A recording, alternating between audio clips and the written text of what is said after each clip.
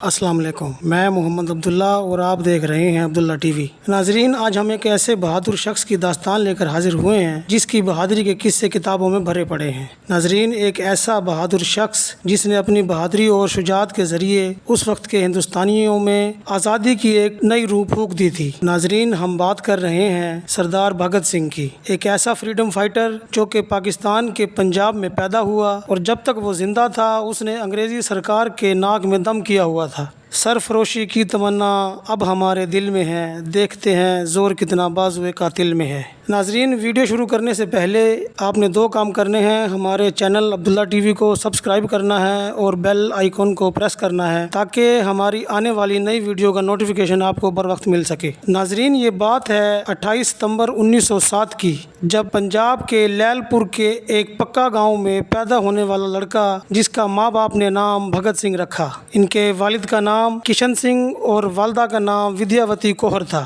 ایک دن بھگت سنگھ اپنے والد کے ساتھ کھیتوں میں کام کر رہا تھا تو اس کے والد نے آم کی ایک گٹھلی زمین میں بوئی۔ بھگت سنگھ نے اپنے والد سے پوچھا کہ یہ آپ کیا کر رہے ہیں؟ والد نے جواب دیا، یہ میں آم کی گٹھلی بو رہا ہوں جو کہ بڑا ہو کر ہمیں پھل دے گا۔ تو بھگت سنگھ نے بڑی معصومیت سے اپنے والد سے کہا کہ ہم اسلحہ زمین میں کیوں نہیں بوتے تاکہ وہ بہت سارا اسلحہ زمین سے پیدا ہو اور ہم اس اسلحے کو استعمال کر کے انگریزی حکومت کو یہاں سے بھگا سکے۔ ناظرین، بھگت سنگھ کے والد من ہی من میں بہت خوش ہوئے اور حیران بھی۔ خوش اس لیے ہوئے کہ اتنی سی عمر میں ان کے بیٹے کے اندر وطن سے محبت کا کتنا جذبہ ہے۔ 13 اپریل 1919 کا وہ دن تھا جب بھگت سنگھ کے سینے میں جو کہ انگریزی حکومت کے خلاف پہلے ہی بہت غم و غصہ تھا اور غم و غصہ بھر دیا۔ اس دن امرتسر کے جلیاں والا باغ میں ایک ایسا خون ریز واقعہ پیش آیا جس میں ظالم انگریزی سرکار کے جنرل ڈائر نے بے گناہ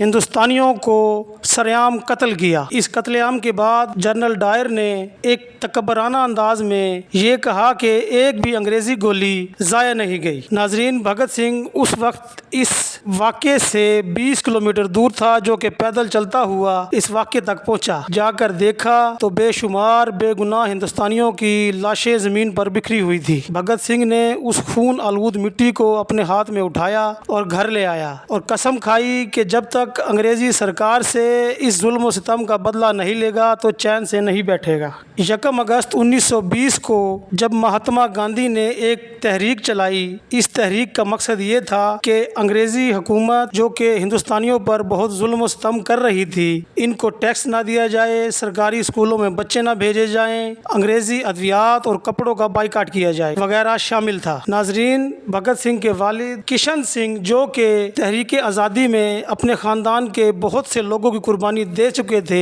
بھگت سنگھ کو قربان نہیں کرنا چاہتے تھے۔ اسی اثناء میں بھگت سنگھ کے والد نے ان کی شادی کا فیصلہ کیا۔ جب یہ خبر بھگت سنگھ کو ملی تو ایک خط لکھ کر گھر سے فرار ہو گئے اور کانپور چلے گئے۔ وہاں پر انہوں نے بنگالی زبان سیکھی اور کچھ ہم خیال لوگوں کے ساتھ مل کر ایک پارٹی بنائی۔ ناظرین، 1925 کو جب کاکوری ٹرین کا واقعہ ہوا تو اس میں رام پرساد بسمل، اشفاق اللہ خان، چندر شیکھر آزاد اور ان کے ساتھی شامل تھے۔ جب انہوں نے کاکوری ٹرین کو لوٹا، اس ٹرین کو لوٹنے کا مقصد یہ تھا کہ اس کے اندر خزانہ تھا جو کہ وہ خزانہ بیچ کر اس سے اسلحہ خرید سکے۔ اس واقعے کے بعد رام پرساد بسمل، چندر شیکھر آزاد اور اشفاق اللہ خان کو پھانسی دے دی گئی۔ بعد ازاں 30 اکتوبر 1928 کو سائمن کمیشن جب ہندوستان آیا تو لاہور کے اندر ایک پرامن احتجاج کیا گیا۔ اس پرامن احتجاج کے دوران ایک اور بزرگ فریڈم فائٹر جس کا نام لالا لاجپت رائے تھا، لاٹھیوں اور ڈنڈوں کے وار سے اسے شدید زخمی کر دیا گیا۔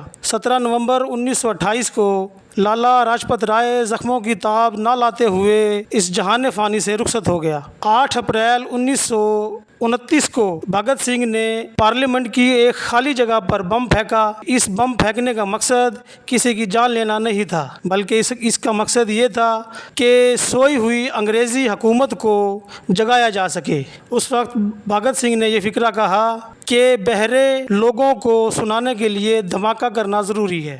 بھگت سنگھ اور ان کے ساتھی اس حملے کے بعد انہیں گرفتار کر لیا گیا۔ پارلیمنٹ کے اندر انقلاب زندہ باد کے نعرے لگائے گئے۔ जून 1929 को जब भगत सिंह को जेल में डाला गया तो वो एक लंबी भूख हड़ताल पर चले गए। भूख हड़ताल का मकसद ये था कि अंग्रेजी कैदियों और हिंदुस्तानी कैदियों में फर्क रखा जा रहा था। हिंदुस्तानी कैदियों को चूहों वाला खाना दिया जा रहा था। अंग्रेजी हुकूमत ने भूख हड़ताल तोड़वाने के लिए भगत सिंह को बर्फ पर डालकर उसे कोड़े मारे गए और जबरदस्ती दूध पिलाने की कोशिश की गई, लेकिन भगत सिंह अपने इरादों का इतना पक्का था कि मुसलसल कोड़े खाने के बावजूद उसने दूध का एक घूंट तक नहीं पिया। बाद अज़ां भगत सिंह को लाहौर की जेल में मुंतकिल कर दिया गया, जहां पर उनके और साथी भी मौजूद थे। भगत सिंह को देखते हुए वो भी भूख हड़ताल पर चले गए, जिसमें राजगुरु, सुखदेव और चंद्रनाथ शामिल थे। एक लंबी भूख हड़ताल के बाद भगत सिंह के एक साथी चंद्रनाथ, जो कि भूख बर्दाश्त ना कर सके